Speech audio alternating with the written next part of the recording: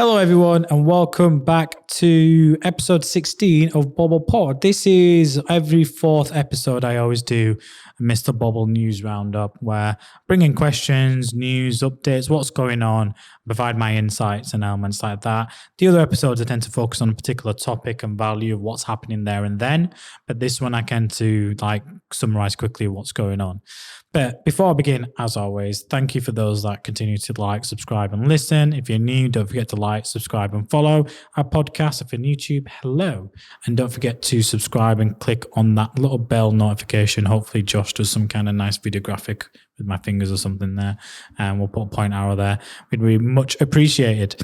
And don't forget to always give your feedback at hashtag Mr Bobble, Ask Bobble. Be really, really useful. Ask questions because we get amazing questions like this one. So as part of the news roundup, I have a really, really good question.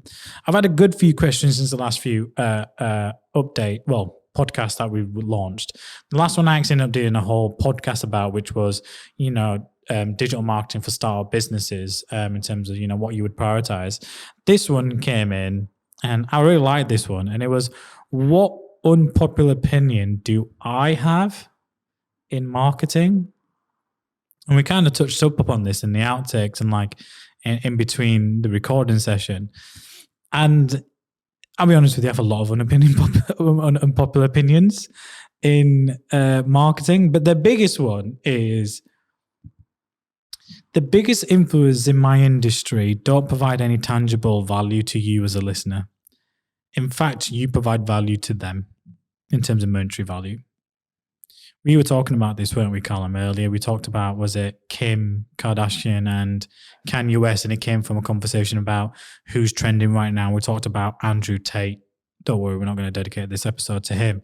But you were talking about how they could use their platform to do more, but instead, Kim Kardashian has that many followers, for example, and so does Kanye, that they can say anything and pretty much get away with it because their followers are going to still be like, oh no, but I follow that brand. So it's sort of my thinking is that they're in a very privileged position in the sense they're very, very well liked, very well followed on social media. And I sort of always think, wow, what a position to be in, that you're Kanye West or Kim Kardashian, and you've got a voice and you can talk to a lot of people, whether that's through social media, through the media, through everything like that, really. And to me, it's what slightly grinds my gears a little bit is actually the fact that they don't use that platform for positive things. So trying to push mental health, for example, that's a big issue at the moment. Is we've come out of the pandemic and there's a lot of people who are now struggling or have been struggling for a very long time. And it would be great if those people, big celebrities, big, people with a lot of voice and a lot of influence, were able to use their platform to be able to help raise those issues. I agree. I feel like, obviously, I'm going to go into some examples on a marketing perspective, but that's right, because it comes back to that element, and it's unpopular. So they monetize it. They monetize their audience. Why wouldn't they? They have that many followers. They've built that platform, monetize, and I get it from your point of view. But it's the same. You wouldn't expect that much from the marketing. If I said in the marketing industry, would you expect the same to happen again compared to the celebrity industry, which you'd probably expect more for them to do? I could sort of see it from an industry perspective. It's fantastic when an organisation backs a campaign to help stop hunger, for example, or a campaign around this week was Leeds Pride weekend, and seeing organisations back Pride and back the LGBTQ plus community, that's important. And I can sort of see. I always say that, although this isn't all companies that do that, I mean, there's a lot of companies just jump on the bandwagon. And is it authentic more than anything else? Or is it just ticking a box? I mean, we're probably opening a debate here. That's unreal. Yeah, it's one of those where we have to be slightly careful because we don't have all the facts, but I'm sure they do it for good reasons at the end of the day. I'm sure it's difficult to sort of, without seeing their marketing strategies, know why they want to back Pride. They might want to back it because their workforce, supports people who are part of the LGBTQ plus community. So when I say my own proper opinion is the big influencers in the industry don't provide any tangible value to you on the other side of the camera. Look, I'm going to mention a few people here. So we all know Stephen Bartlett. Now, I'm not comparing myself to Stephen Bartlett. He built a 100 million plus agency. He's achieved things that I would only, wish I could achieve. He's a Dragon's Den. He's got a popular podcast. But when I really read, and no offense to Stephen Bartlett, is because I'm a fan. I'm an advocate. I am influenced by him. I do follow him, but I follow him because he's a known influencer in the industry for what he's achieved, and rightly so. But by God, some of the stuff he shares has no relevance to most of his followers. It's clickbait. He might come out and say, what the hell are you talking about? You don't know nothing. You're just a small agency in Leeds, but you generalize everything on your posts. And it's good. And all I see is, and I see all the time is, it's not just Stephen Bartlett, it's everyone in the industry. They put out a few bullet points. So these 7 keys to success, things that I focus on, time out of work when I wasn't in it. That's all. Anyone who starts a business that knows, and if you're a business person who runs a business knows, you've got a slog. You work, there is no holidays, there's no time off, there's no lunch breaks, there's no time for anything like that because you've invested your own hard-earned money. All the success and all the failure is on you. I'll give an example here. I'm 33 years old. I've been impacted by health from a lot of my 20s. I feel like I missed a lot of my 20s because of health. Because of, obviously, I was diagnosed with IgA nephropathy. I went on steroids because my kidneys were failing. Then I was in the industry, then my kidneys failed anyway. And then I set up Bobble Digital. And I've been fortunate enough over the last couple of years to really, put the effort down. But I know how much of a slog it was. The reason I ended up going for dialysis in the evenings between 7 and 11 p.m. is so I could give full attention to my business Monday to Friday, Saturday, Sunday. And what do you think I was doing for 4 hours on dialysis? If you don't believe me, go to J48 at St. James's Hospital and ask them what I'd brought in with me every time I was on dialysis. My laptop. And I did work, dedicated work for 4 hours. So even when I had my blood being filtered out through a dialysis machine, I was working. Because that's what it takes. That's the work ethic you need to run a business. It doesn't happen by coming in at 9 o'clock, open up your emails. Oh yeah, done a little bit of jobs. You know what? I'm going to go take a 2-hour break and do a gym session and ignore my clients, not follow up on all these kind of other projects when we're busy. Come back, finish at 5, go walk the dog in the evening, and go chill and go rave in the afternoon. I'll wake up at 9. No, you're never going to run a successful business. In the first 5 to 10 years of your business, even the first few years, you have to give it everything to be successful. You have to make sacrifices you don't know. Now, I don't claim to know what Stephen Bartlett's done in his business, but I can only assume and guess based on the fact that in order to build a £100 million plus agency, you don't do that by doing the things he's doing now, when he was probably doing some other things differently, which he's probably preaching now that you should do, which he probably wasn't doing when he started the business. And I feel like it sends out the wrong mindset. And then when you fail in your business and you realize what it was, it's because you didn't give it 100% on all that time when you should have been working instead of taking out lunch break. And I'm not advocating employees do that. I'm talking from a business owner mindset. If you're a freelancer, an individual, and you want control over your time, the only way to get out in this industry is work ethic, is to kind of show all that. I might be going off on one. I'm not trying to have a rant or anything, but I feel like you don't get value from that. Because when I read those posts, and this is what I want to come back to, is when I read those posts, in my mind, I'm thinking, how is that going to help Joe Bloggs down the road who runs a car garage? How is that going to help, an SME with 5 employees and like a £500,000 turnover? How are they going to offer flexible working when they've got costs and overheads and tied into contracts with offices and stuff like that, how do you manage mental health at a lower level? And if someone needs time off and you only got, a handful of employees for mental health, how do you recuperate that? You have to hire someone else. How do you hire and compete against other bigger agencies that have got 200 staff? Now, it comes to a point where at a size of a company, medium to large enterprises, yes, those things are possible. But in order to get to that size, you have to do the opposite of what's being preached to get to that level to be able to offer that. Maybe you agree with me, maybe you don't. I would love to know your opinion.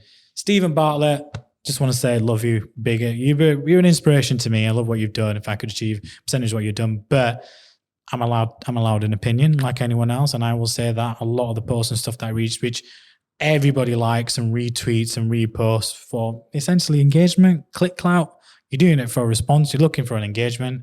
But is it really providing you value? When you reshare that post, are your clients, are your customers, are the people that influence you by your employees, are they really getting value from you? Because if you're saying you're going to start doing things and posting stuff about, flexible work and all these other elements and how to control your mindset, that comes from experience, and that's what Stephen is sharing, his experience. But that's experience now. What about people that are in a different mindset, a different position, at a different stage of the business journey? And I feel like that's where I always see it. I always get more value from YouTube content where the viewers are lower than when the views are high. Because it goes to me that show that people are just basically interested in the overall, is it a good video to watch as opposed to actual information out there. Now, it depends on you, really. To me, I'm like, there's a lot of influencers out there. There's a lot of the big ones that, I listen to Joe Rogan, I listen to all these people, etc., and it's all good, and you might discuss it in the workplace, but what did you learn? What can you practically do and implement in the day-to-day lives? I hope that listeners can take away what I talk about and actually go in and implement it and practice it, which is why I try to focus more, not on larger organization advice, but more local businesses, because I am a local Leeds-based agency. I hope to be international one day, but I guarantee you my mindset and how the advice I give will be to businesses at all levels, not just some. So that's my unpopular, and that's why it's an unpopular opinion. So before you start screaming and shouting at me and, big fans of Stephen Bartlett, like I said, I'm a big fan as well. If I saw him, I'd ask for a picture, but he'd probably now say no. But, I'm a big fan of his. But it's not just Stephen, it's a number of people out there, like, people with big followers, and they share something and they write a post about it. And I'm thinking to myself, no, you don't do that. And it's like, and I guarantee most people think, no, you don't do that. And it's like, you're doing that to get likes, comments, and reshares on posts. So it's smart. It's good marketing. It's great marketing. But practice what you preach, please. That's all I do. If you want to do that, not do that, it's entirely up to you. But I absolutely loved the question, though. What is my unpopular opinion? And to me, it's influencers have a role to play, but there's some influencers out there that I guarantee you, and we talked about it with like all the celebrities, they're making money from you, from listening to them tell you stuff that you want to hear, but provides no real value to you. So be careful to what you do listen to. You might turn around and say, well, Manny, I'm doing the same thing, but I'm making no money from this. I invest money into my podcast and my bite-sized events, which is why lunch is free, because I actually am an advocate of digital marketing education and doing it. And that's why I want it to be seen as an expert. You've got to practice what you preach. And we talked about this last time, where your net worth is your network is your net worth. Is that the quote? It's who you know, not what you know. And it's like, essentially, it's practicing what you preach, knowing that, I'm an expert. People buy into people. That's what I want to get down to. People buy into people. Now, people buy into people like Stephen Bartlett, and they should, because he's built a huge international agency, and all credits and a round of applause to him for it. But that advice now isn't really relevant, because he's probably thinking, oh, if I did it this way, maybe I would have been, it would have been a bit different. But there's a reason you got to where you are. And that's the real, I'd like Stephen Bartlett to actually share, maybe we'll clip this bit, send it to us. Stephen Bartlett, I'd like to actually share the first 12 months of setting up Social Chain, with the team you set up, the time and effort and the hours you did and what you actually did, and try and detail it to show people the work ethic and what you put in to build that agency to be successful for you to exit within 5 to 7 years and make it and leave it as one of the biggest agencies in the world. I'd love to know that insight, because I guarantee you it's going to be not what most people expect. And they're going to be thinking, I can't do that. You can. If you put your mind to anything, you can do it. Right, enough about Stephen Bartlett and my own popular opinion. I love him, by the way. There's other things I want to give an update on. Someone who's trending right now, and I'm only going to give him a minute or two of the podcast, is Andrew Tate. And the reason I want to mention him is not because I'm an advocate of Andrew Tate. He is funny with some of the stuff I see, but it's social media in the new world. And this shows how organic reach can really build a person's brand and persona for whatever reasons. Now, I'm not here to talk about what Andrew Tate, stands for, what he discusses, but I want to talk about the fundamentals of what the strategy he's doing. Now, right now, he is the most talked about person in the world. And fair play to him. He's more talked about than the president of the United States of America, more probably talked about than the UK and the debacle that is our government and prime ministers. And what he's essentially doing is using, it's costing a lot to get a mic, laptop. Yes, the way he dresses and elements and what he says is very controversial. But it just shows you that he has a strategy in place and what he's doing, and he's making money from people, because all people are doing, he has an official account on TikTok, but for some odd reason, he's appearing in my TikTok feed. And I'm thinking, why is this person appearing in my TikTok feed again and again and again? And it's not the same, like it's that channel, his channel. It's people resharing his content, making snippets of stuff. And it's everywhere. It's everywhere. People talk about it. People sharing me clips saying, look at this. This is funny. What I need. And I'm thinking, right, but let's get back to the fundamentals. The platform you're using is TikTok. And the videos you're using are like 30 seconds, really. And what he's doing is just clipping and saying elements that you basically want to hear. And again, it comes back to my unpopular opinion. You're not getting any value listening to him. He's getting value of you following him with his Hustlers University. I've heard about this HU thing, and I'm thinking, and I heard he's got over 100,000 people paying $49 a month. If you want to do the maths on that, or the actual get the numbers on that, then that's cost us $60 million a year. I mean, so I have to applaud him, because he's built a base. We talked about that literally like 10 minutes ago, didn't we, Callum? He's using his platform, he's monetizing it, and that's my point. It comes back to my opinion. And I want to talk about Andrew Tate because it is talked about right now. And I'm thinking, if you want to really be an expert and talk about things, have a look at what people like Andrew Tate, Stephen Bartlett, Joe Rogan, celebrities are doing, because they're not doing the norm. They're standing out there and doing different things, trying to be inventive and creative. And look at the platforms they're using to push it out. Now, I follow Stephen Bartlett on TikTok, and he's always in my feed, and I always see snippets of his podcasts, which is good. So look at the platforms like TikTok. Look at the format that they're using as video, which leads me into the next bit of news I wanted to give up in terms of what's been happening with YouTube and the impact of YouTube Shorts. So YouTube, if you go on, now if I open up YouTube on my phone, I'm going to do it now.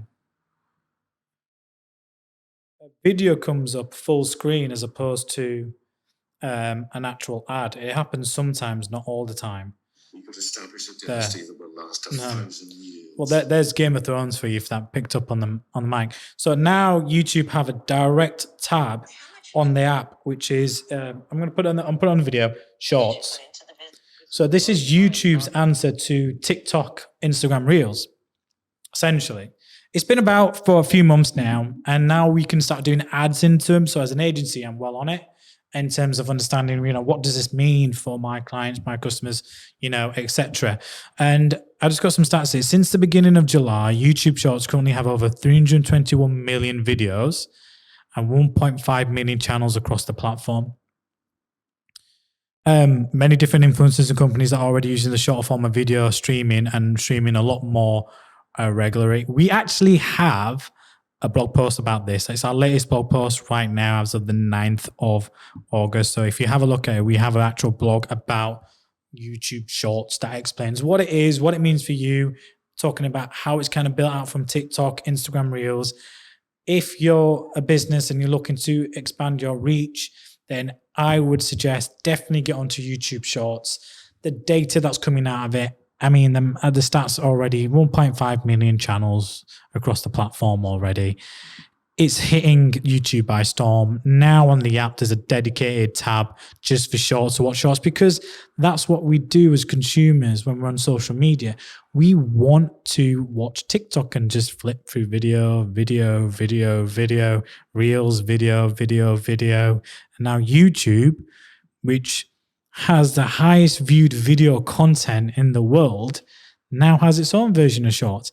And those Shorts can be used to drive people to your informational pages. So for us, we're going to start using it from podcasts and bite-sized events. So we're going to start experimenting with it as well. If I get some more news and updates and results on it, I will be more than happy to share that on the next news roundup in 4 weeks from this one. So I will follow up on a news roundup in 4 weeks after this one in terms of how our YouTube short campaign is going, the uplifting data and elements, performance and views, etc. But again, YouTube Shorts, the impact of it, very, very great. The format, again, really, really, really good.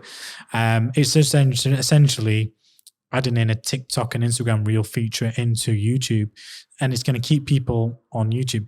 I think it was Mr Beast that had, and it was a short video that I watched of his, who explained the YouTube algorithm in the most basic sense you could explain it, is that essentially YouTube wants you to click on a video, watch a video, click on a link, watch another video, open a link to another video and watch that video. That's all YouTube wants to do.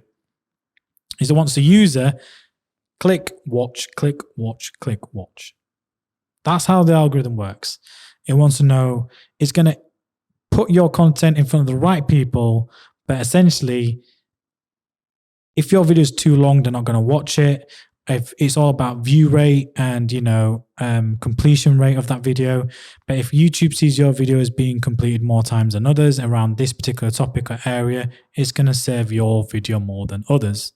If it gets more engagement. So there is an element of content around the video, but just think, YouTube only wants people to stay on the platform longer because that's how they make money from ads. And all they want people to do in the most basic sense is click, watch. So if you think, what kind of content should you create? Just think, what does YouTube want from you? What does YouTube like? YouTube knows its customers, and all it wants its customers to do is click and watch. It's as simple as that.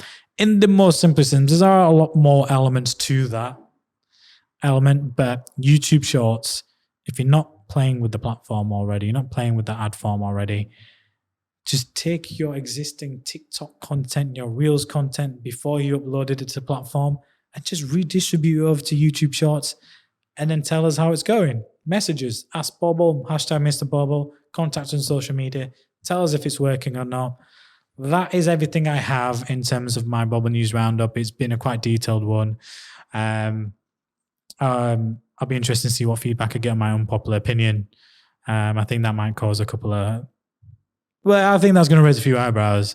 And well, hopefully it raises the interest of someone like Stephen Bartlett and I can get invited onto his podcast. You never know.